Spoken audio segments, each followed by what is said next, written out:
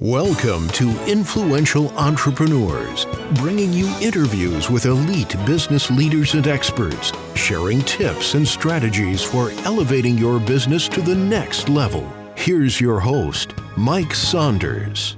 Hello and welcome to this episode of Influential Entrepreneurs. This is Mike Saunders, the Authority Positioning Coach. Today we have with us Rob Ferguson, who's founder and advisor with Ferguson Alliance. Rob, welcome to the program.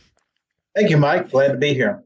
Hey, so I know you guys do a lot of work with family businesses and exit planning. And before we dive into that, I always love to hear, the founder's story, the entrepreneurial journey. So give us a little bit of your background and what led you into this industry in the first place. Well, I wish I could tell you it was by a perfect design and plan, but it kind of found me versus me finding it. I spent 30 years of my first half of career in business with large publicly traded companies and private equity sponsored institutional businesses as CEO or the chief executive for mergers and acquisitions. And I ended up working with a family business that was 100 years old that as their non-family member CEO, they got into some trouble. So I helped them get out of that trouble. And then I started working for some family businesses, again, 100 years old, that were very successful in their own right. And so I kind of learned the ins and outs of family businesses and really fell in love with the family business and realized how important they are to our country's economy, how important they are to innovation, how important they are to philanthropy.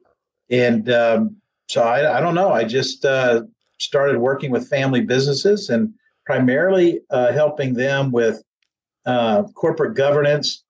Since I was a CEO of a publicly traded company and sat on some public boards, I was able to bring that expertise in and for governance and modify it that works best for family businesses.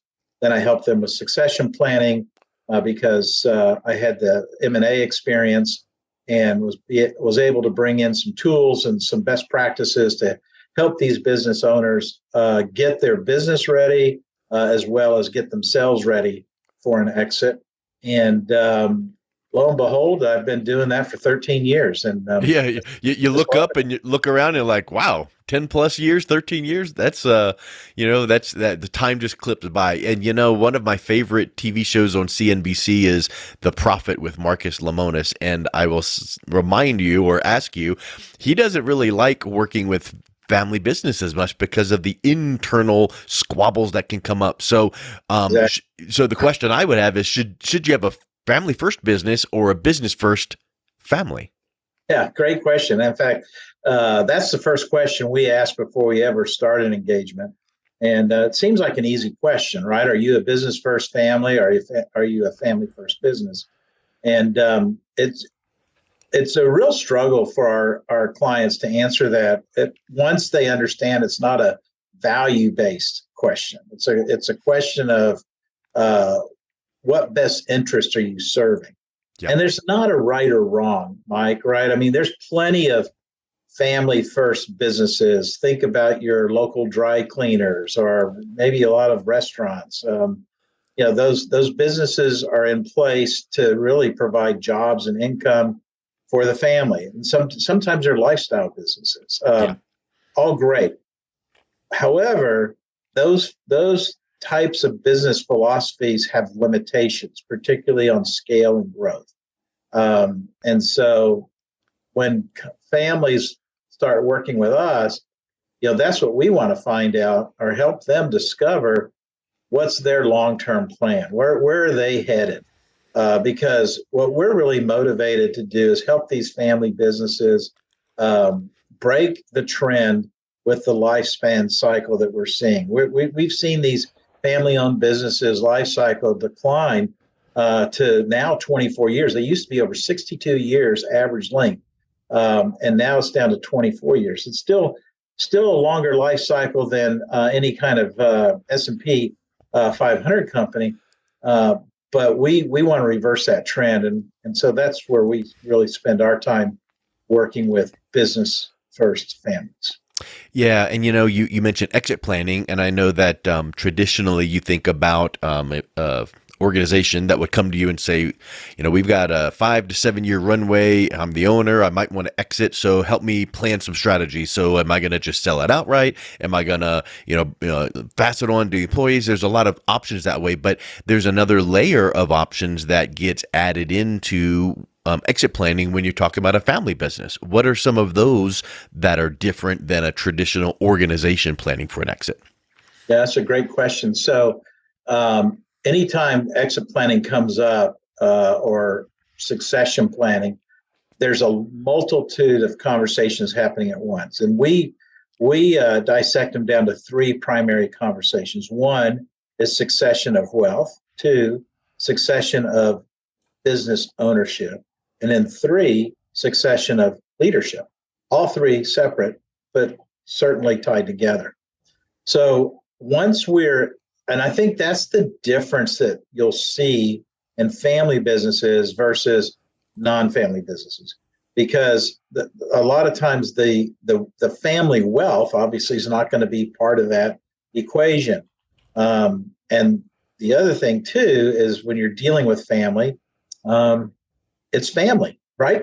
Yeah. You have emotions, you have lifelong history, you have those kind of complexities which need to be attended to empathetically, firmly, but ultimately help guide families to get to the decision of not necessarily equal but equitable. And so once we get those three conversations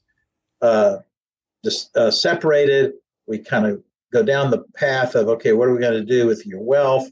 How's that going to work for your children who are in the business? Your children are not in the business. Okay, what are you going to do with the business ownership? How do you see that working? And then what about business leadership? Maybe your children have shares, but they're not qualified to lead. So how's that going to work? And then once we come up with our three plans, then we bring those three plans together and make sure that those are going to be integrated and work well.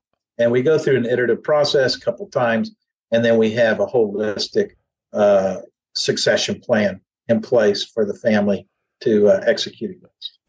Because it sounds to me like there is not one cookie cutter. Let's Google how to exit a business if you own it as a family. Here's the checklist, done and done. Right? I mean, there's definitely a lot of nuances that go into that, and you almost feel like that life coach going, well, what does retirement look like for you? And as the patriarch of the family or the matriarch of the family, do you feel like it would be this? And do you want to be totally out, or do you want to pass it along to a group of the family members? So, do you find that these days some of your clients are doing some creative things like that, more than just a cut and dry, here's a check and I'm out? Yes. Well, number one, every family business has its nuances, as you pointed out. And so I don't think we ever treat any family business client generically. Although there are some best practices in standard issues or questions that are applicable across the board. I hope that makes sense. So we want to get clarity on what is the long-term view of the patriarch or matriarch or founder of the business. And once we get alignment there, then we can start coming up with the various nuances that could be. A lot of times we have family members, the next generation isn't interested in the business at all. And so then what do you do for succession? We have some issues with families. We have a general question. Okay, for share transfer, is it going to be you're going to transfer shares to all family members or only blood family members? Those get to become very interesting discussions. So those are the nuances that we have to get into that we normally wouldn't get into with non-family businesses. And I'm sure you've read the book Built to Sell, right? Yeah.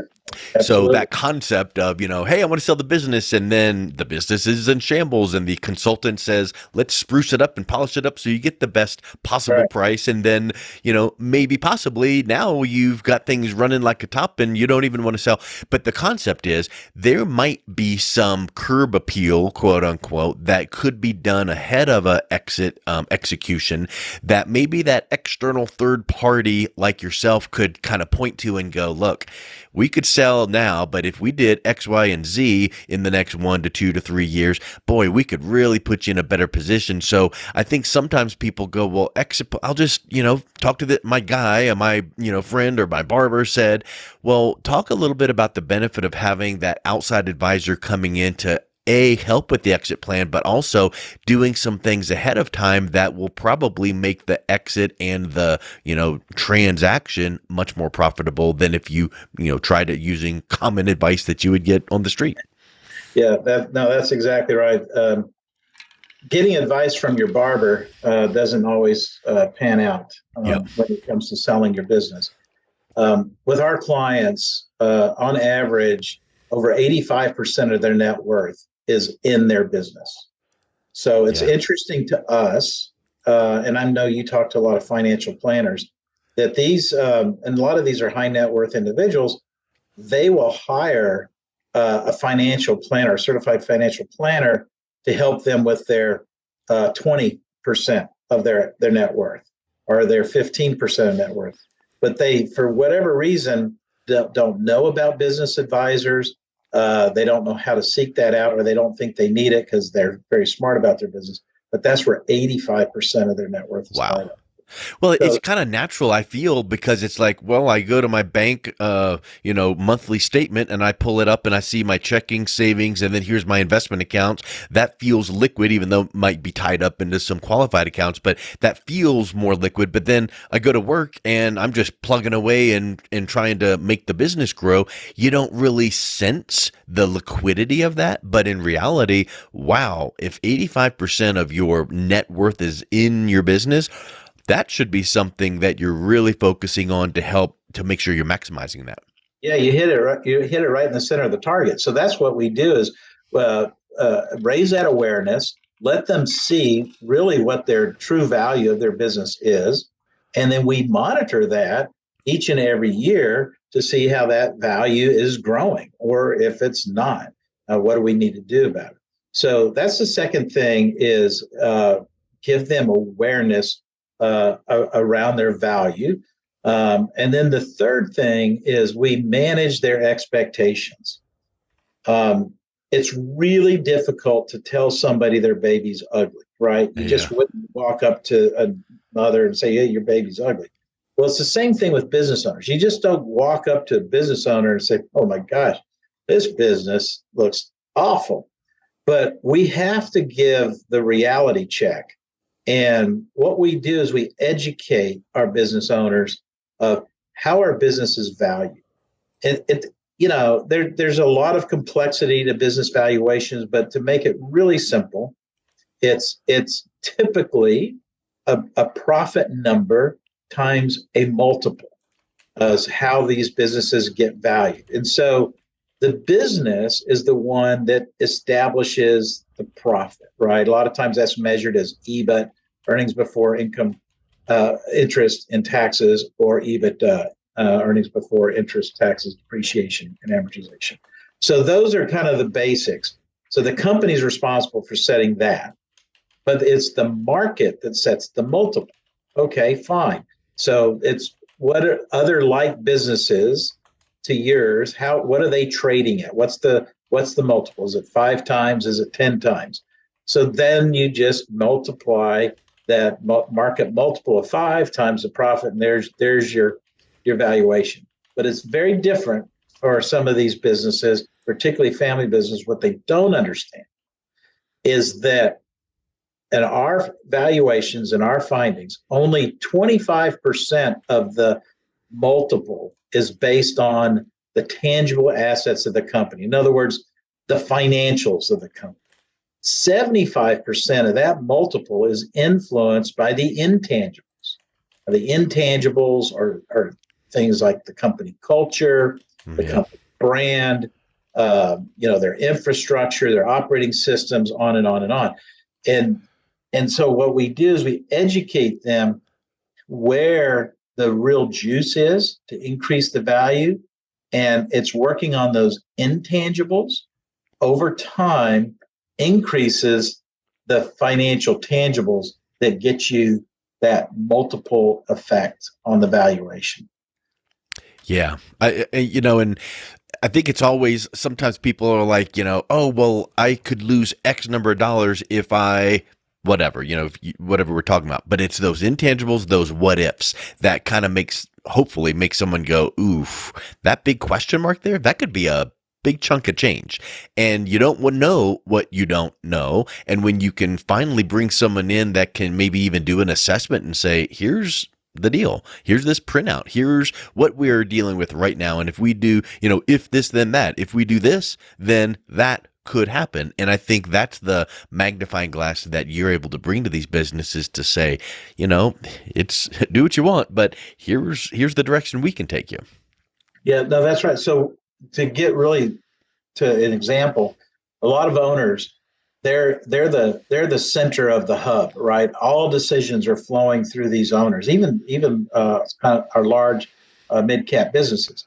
Well, that business is gonna get discounted, because if somebody were to buy that business, and the owner leaves with a pocket full of money, then the business can no longer function effectively without that business owner there.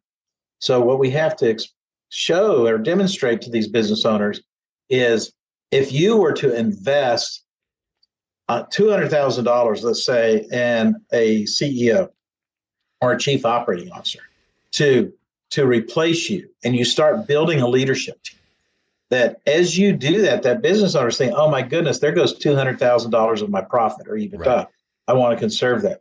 But instead, what we show them is 75% of your multiple is going to be impacted by whatever that is, 10 times. So that $200,000 cost could actually yield you over $1.5 million to $2 million of incremental value.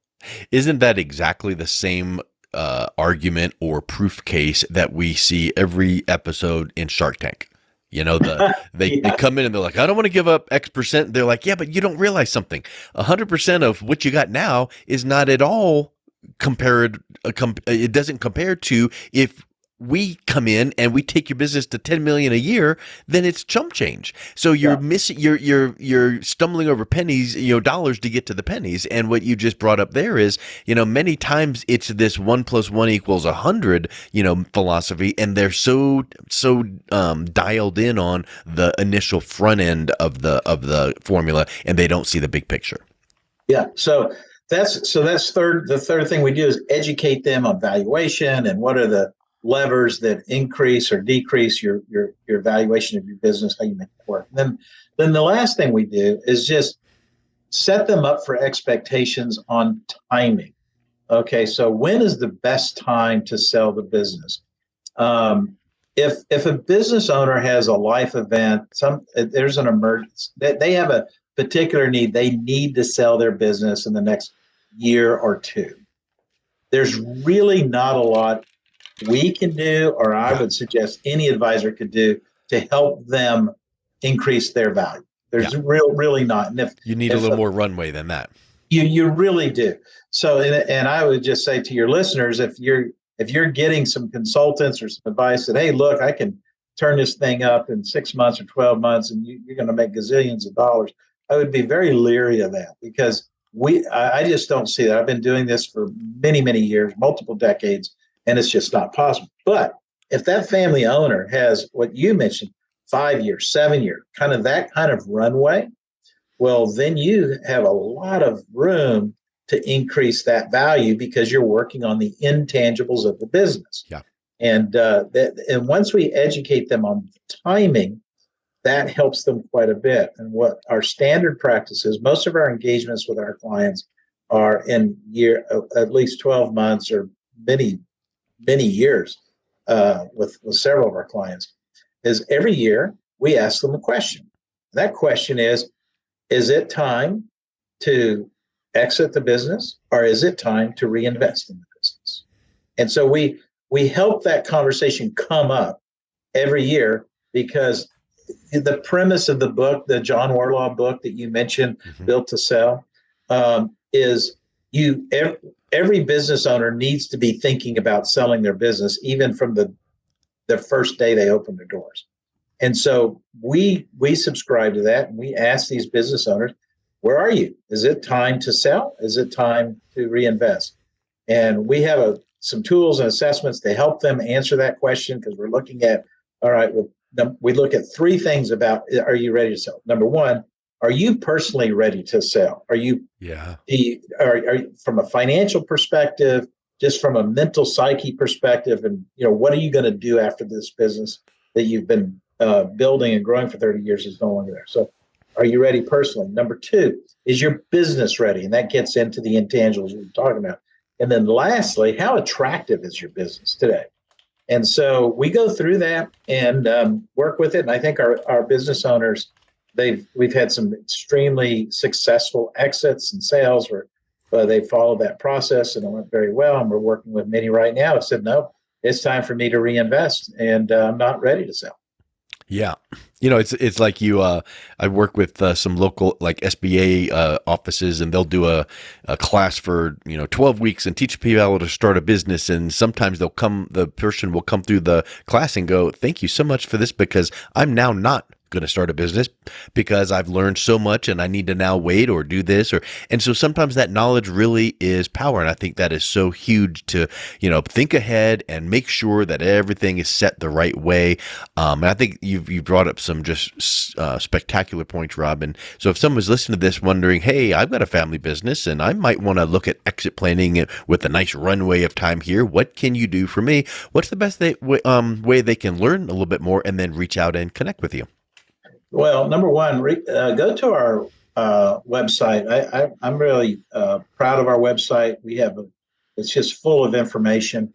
It's Ferguson-Alliance.com. So www.ferguson-alliance.com. That's Ferguson Alliance. That's us. Go to our website, and I suggest that you go to. There's two places. We have a blog that has great information. Then we have resources. You go to our resource tab. We have a free ebook that's called the Prosperity Plan. It breaks down our methodology of how we help family businesses grow their value and grow their legacy in their business. So check those resources out. Check out the ebook, and then we also have a toll-free number that your listeners can call. That's 833-215-6252, 833-215-6252. It's on our website as well. And you can always email me at rob@ferguson-alliance.com. Excellent. Well, Rob, thank you so much for coming on today. It was a real pleasure talking with you. Thank you for having me. I enjoyed the conversation. You've been listening to Influential Entrepreneurs with Mike Saunders. To learn more about the resources mentioned on today's show or listen to past episodes, visit www.influentialentrepreneursradio.com.